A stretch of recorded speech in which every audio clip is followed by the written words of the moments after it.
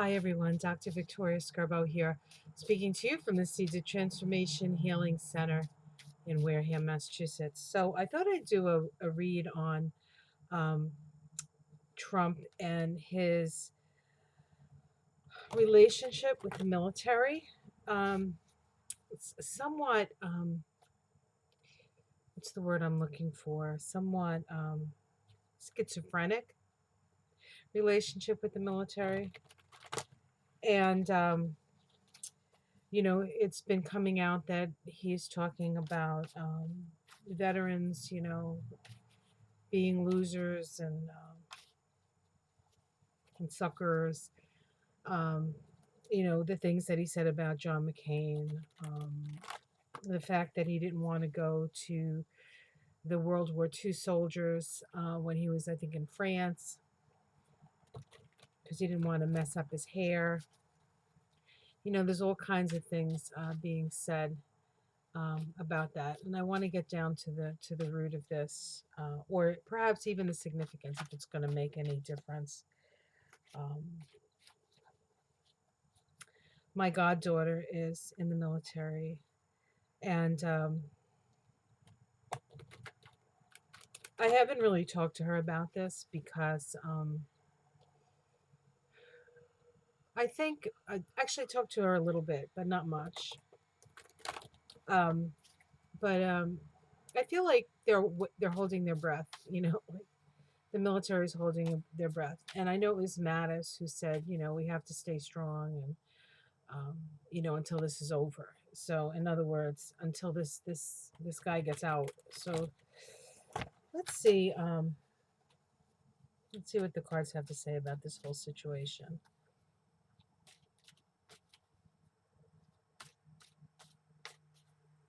And now I guess Trump is bringing up the fact that people want that the brass don't like him, but the soldiers do, um, and that they want to keep spending money, um, make and and putting money into the pockets of the military industrial complex. Um, and so that's not untrue. It's not untrue. But he, of course, did that. So, one of the things I think that we have to understand, and I think at this point we do, I think we're pretty much sure of who this guy is that he's an opportunist and he's going to use any amount or any source of information um, to further him. He doesn't really, the only thing he believes in is him winning. That's it. That's his only thing, right? That's his only focus. All right. Okay. Just about done. All right. So I just cut the cards. Okay. So we have the Page of Cups here. This is messages. Um, there's a childlike quality to this. Let's see what else comes up. What's crossing that? The um, Four of Wands. Underneath is the Temperance angel. Temperance in the past. The Knight of Cups. Victory at the top. The Three of Swords in the immediate future.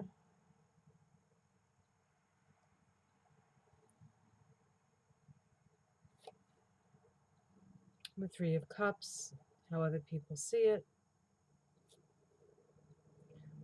The domestic situation. Um,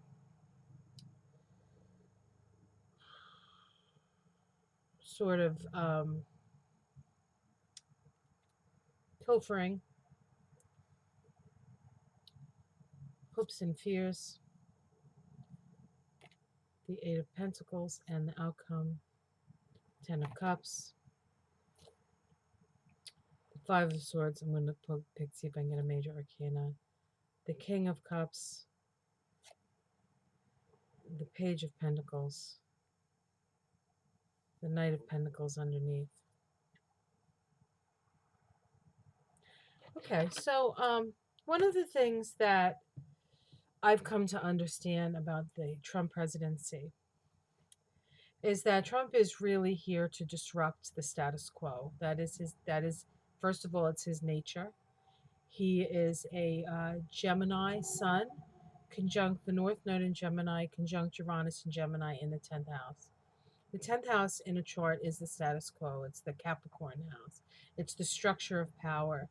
And he comes in as a Gemini to disrupt that. Uranus as an energy is the energy of disruption of the status quo. Um, and so that is what he has done. And it's been very painful.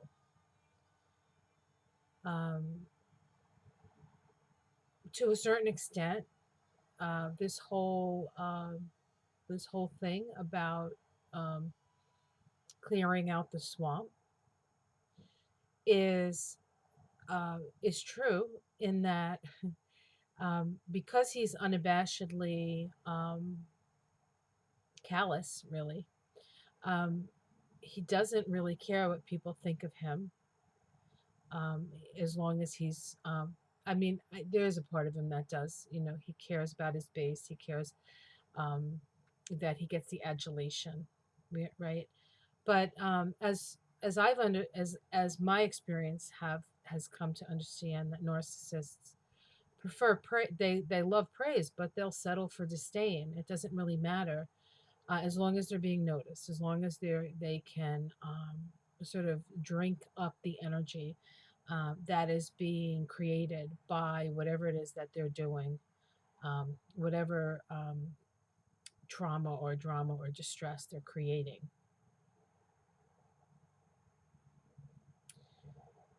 And so this whole when he went to Saudi Arabia, was that his first? I think that was the first place he went, right? Um, and then he was, you know, talking to Ben Salman about all these tanks and this was billion and million and this and that and all of that. It was like he was like a salesman for the tank makers, right? And the bombers and the this and the that, right? And let's give all these weapons to this crazy misogynistic, uh, uh, like religious zealot, uh, um, Saudi Arabian guy who has put his family like in jail. Okay, all right. So it sort of is sort of like we're peddling on what is this? Like this is disgusting. And yet America does that. America peddles arms, and so does England. It's like one of their it's how they make, you know, a lot of their money. I mean, when um I remember when Bush was in little Bush, um like the economy was and something was going on with the economy. I can't remember the specifics, but he ended up like going to Saudi Arabia and selling them some planes, and then things got better, right? So there's this sort of like that's what we sell. We sell weapons. We sell, quite frankly, death. And what Trump did was Trump showed us that, you know, like without a care, like who are these bombs going to be, you know, dropped on? Um, we'll just sell it to you. We don't, you know, care that you know you're willing to drop bombs on children and hospitals and all of this other stuff. So sure, we'll give it to you, right? So there's that energy, right?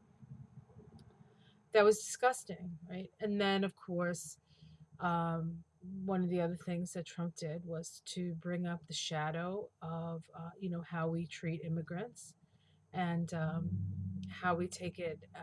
You know, I mean, that there's a history of that.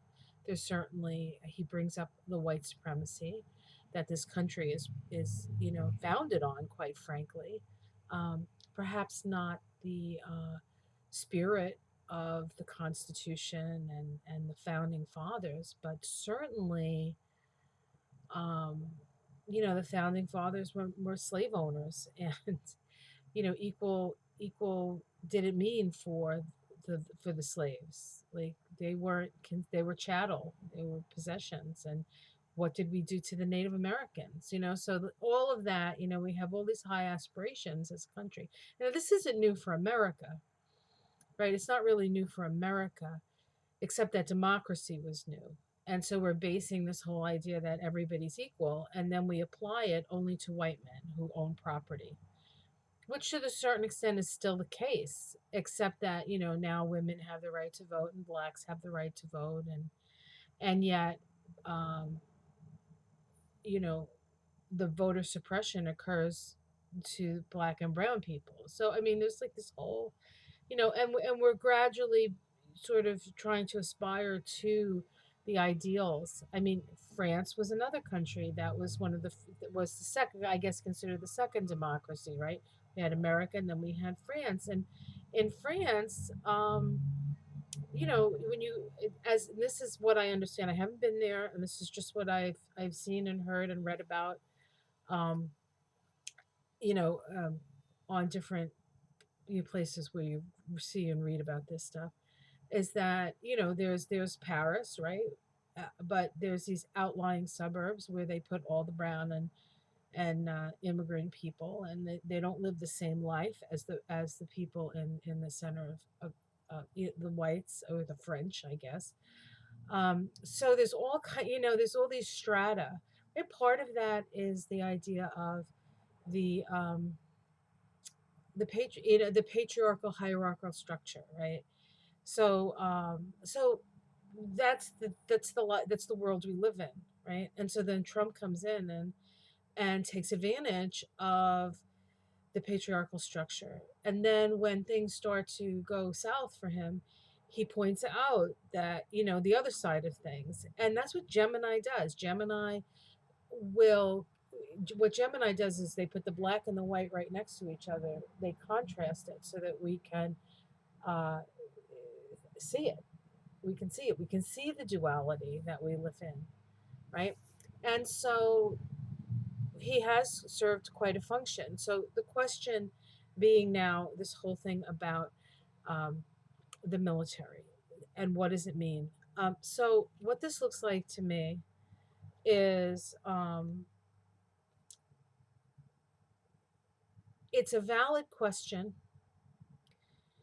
in that what are we fighting for? Why are people sacrificing their lives? Now, there have been times when it's been considered, um, you know, we could go back to World War II, which was the thing that sort of threw us into becoming a world power because we won, right? Um, but we won using a lot of the technology, especially against Japan, that we took the scientists and the technology from Germany, right? That, like, I mean, we were doing it, they were doing it. We had this thing, who's going to do the bomb first?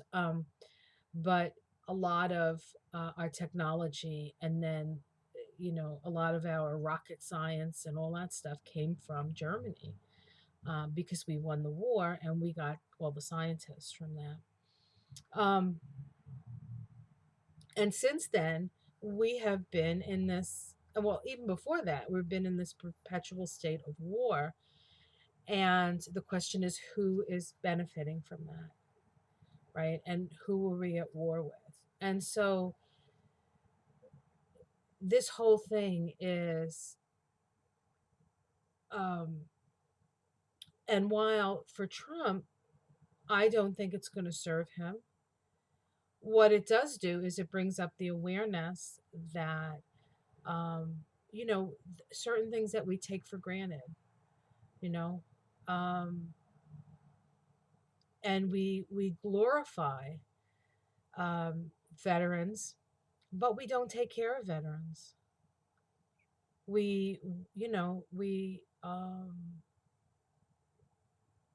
send these people overseas, and then they come back as heroes, but we don't take care of them.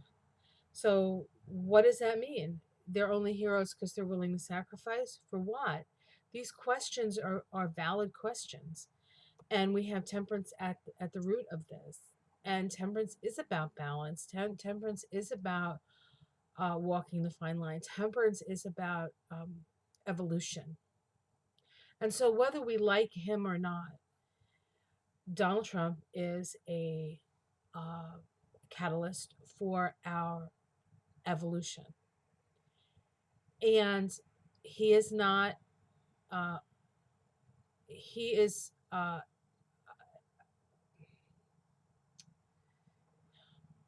he is a tool, perhaps, or a vehicle. I like the word vehicle better than tool. He's a vehicle for this change.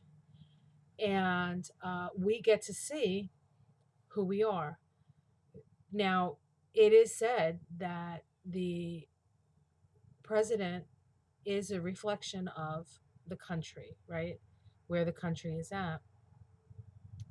We had Barack Obama as president, and there was a lot of hope, and there was a lot of good feeling, and the world was, the world wanted to give him the Peace Prize, like, and he hadn't done anything. Right now, Trump get nominated for the Peace Prize. Now I heard that, I don't know who nominated him or if there was something behind that or whatever. But it's interesting, right? It's interesting that he too. Um, and so there was this hope that Obama would be this peacenik. Um, and now that, you know, on a certain level, this is really hard to say because there's so many levels and there's so many ways of looking at it. Um, but you know, Trump hasn't really started another war except the war on us, the war on the people, the war on the blacks, which was already there. So he just, opened up the floodgates of everything that was already there. And we have to look at ourselves honestly at this time. Um, so, what is the cost of victory? This is what's up top. What is the cost of victory? This is heartbreak. People are getting their hearts broken. Um, because it's hard enough to make the sacrifice for your country, but when somebody's saying, well, that was stupid, um, that doubt is got to be in people's hearts and minds anyway. And so it brings that doubt out. And so the question is, what are we really fighting for? So, in his own sort of strange backwards way, Trump is bringing up a good point. Now, of course, he's totally corrupt and he's totally doing it to save his own butt. However, it's a valid question. It's a valid question. And a question of how do we want to move forward? If we expect to move forward, uh, we have to do it differently. We can't keep going into countries and disrupting. I mean, if you look at since 9/11, the disruption that the United States has created because of an attack, perhaps that's exactly how it needed to happen. Of course, if you happen to be Syrian, that doesn't make you feel good. If that doesn't help you, if you happen to be from Iraq, that doesn't help you. We totally destabilized that. But of course, that whole system that whole system was part of um, what happens after World War II, like divvying up all this land, taking this, it's just such a giant onion that just keeps unpeeling and unpeeling, unpeeling. Ultimately, we're all on the same planet. And as we sit here in America right now, with a president in the middle of a pandemic, with the West on fire, with the South in deluge, it really does, quite frankly, look like the end of the world. And it's not just here, it's happening everywhere. And um, there's a great struggle for is it life or is it death? And our need to like constantly be at war has to be questioned. And we can take that energy. that Thanos, that love of death, and turn it into a love of life, which is really what the rising feminine is about. And so, while this is a very difficult thing, I think it's a valuable thing to come up. And I think we need to question our beliefs around war and our beliefs around, you know, I mean, we went to war in World War II to defeat fascism and the Nazis. And what do we find in our country now? The Nazis and a fascist leader.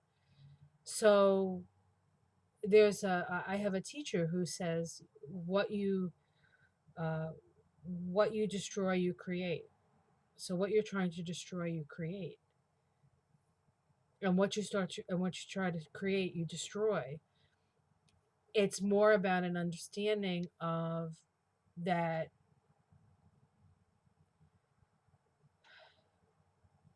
fighting against something is fighting against ourselves. And so we need to come to that realization. So I feel as though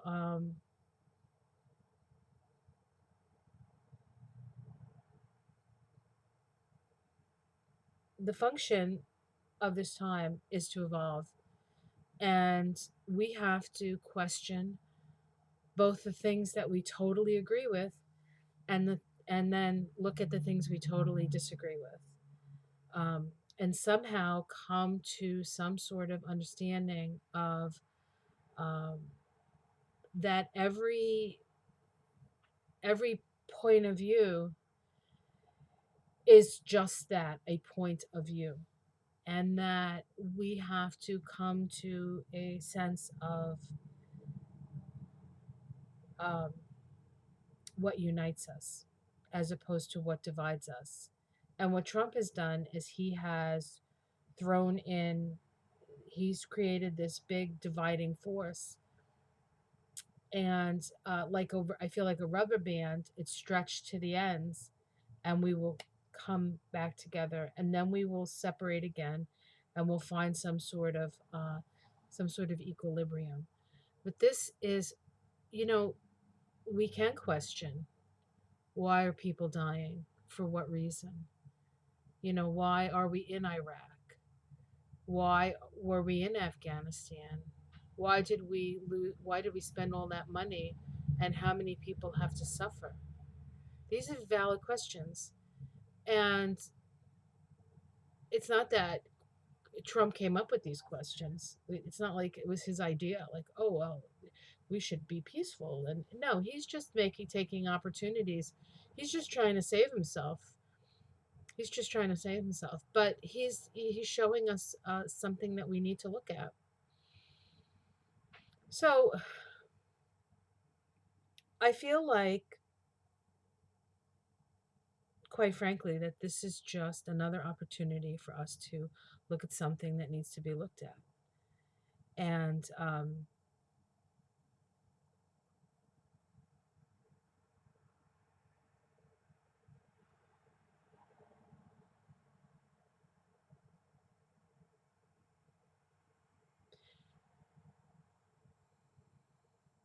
Uranus is the energy of breaking free from the structures, the mindset of society. It is an energy of of opening us up to and waking us up to different possibilities. And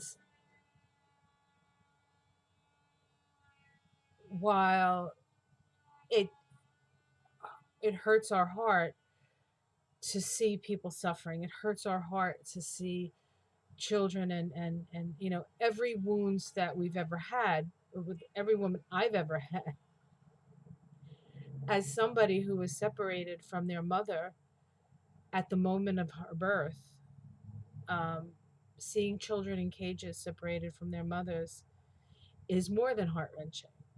It totally brings up every fear and every challenge and every the deepest wound that I have that I can recall.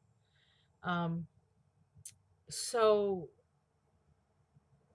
these are painful times, but if you don't shine the light in the darkness, how do you know? And Trump is shining the light in the darkness, and Trump is embodying the darkness. So that Gemini, woo, the North Node's in Gemini now. So this is the time. And then, coming from a different place, coming from a different place. And I think that's really the core of this. So, I think that for those of you who want to know if this is going to be his downfall, looks like it could be. It could be. But it's not really even about his downfall. It's about, have we learned the lesson that we need to learn at this time? You know, how you know, if you see me on Facebook with some of the people that I know, you know that I'm well, you probably know anyway, that I am liberal, right? That I am, you know, a Democrat, right? Or a progressive at that, that I love Bernie Sanders. And what is it about Bernie Sanders that I love? Is that his realization that we're all in this together, that we're all in this together. Um, there's value in the other point of view as well. You know, you know, building up, having a ambition, or pulling yourself up by your bootstraps. There's energy in that too, and it's important energy. The fact is that not everybody has boots.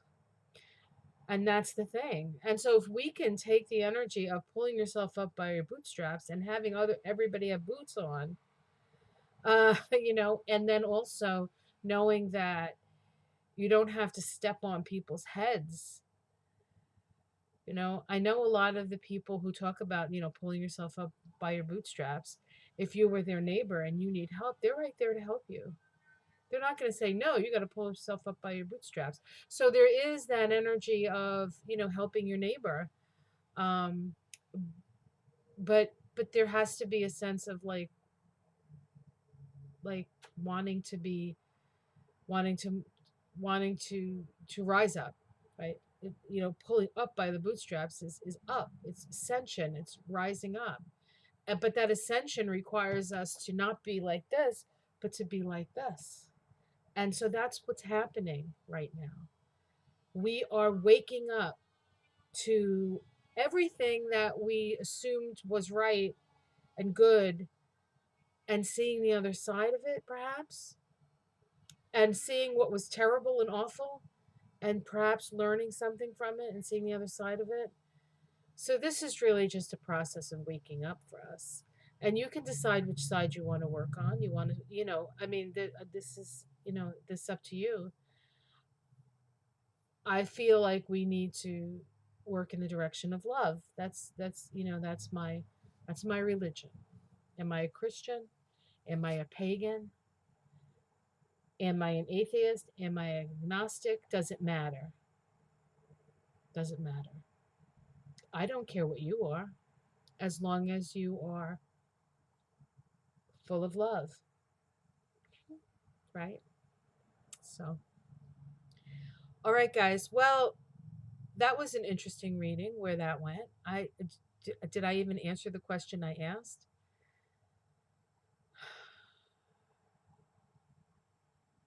Whereas I totally want to see Trump out of office.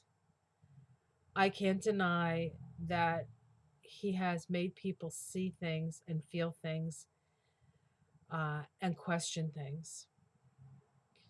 Unfortunately, this is the way we have to do it. We have to go through all this pain. But ultimately, on the other side of this is a healing, and is a new way of approaching life. And we went through World War II. Is a very dark period. World War One, very dark period. We've been through the dark ages. We go from the dark to the light, the dark to the light. but forever ascending. And I think that's what we have to keep in mind, to keep our sort of eyes in the direction of heaven, but our feet firmly on the ground. And when you separate that out, you become we can have the darkness take over on the ground, and we can, have these people sort of floating up in the atmosphere. The place that connects that is the place of the heart. And so we need to feel the feelings. We need to connect with those who are suffering, and not say, well, if I'm in the light, everything's in the light. No, you have to be in your heart. And what the heart does is it raises up and enlightens. So no matter how dark it is, one single candle dispels the darkness. And we are like candles. We are like, and that flame is this flame of spirit. And if we all take the bushel off our light, the light floods in and the darkness is dispelled. So it's a valid question. What's in it for them? What good does it do? These are valid questions. Coming out of Trump's mouth, it becomes unpalatable for most people. The North Node is in Gemini. We have to talk about this stuff. It has to be brought up. The South Node is in Capricorn, is in Sagittarius. Many, many sacred cows, many beliefs um, are being asked to be looked at and released. Is it good to be loyal? Yes. Is it good to have um, a sense of duty? Yes. Is it good to um, have a sense of being connected to something larger than yourself? That is the only way forward. And yet we cannot just blindly follow leaders, whether they're military leaders or religious leaders, or we have to question. We have to question. So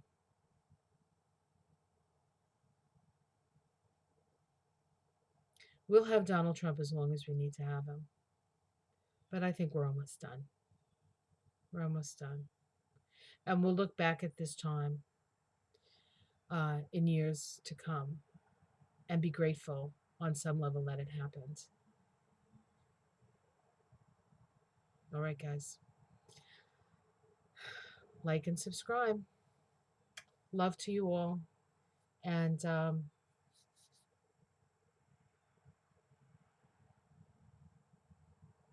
blessings to all of those in the darkness, no matter what side of the political divide they're on. And hope for love and compassion on your journey. Take care.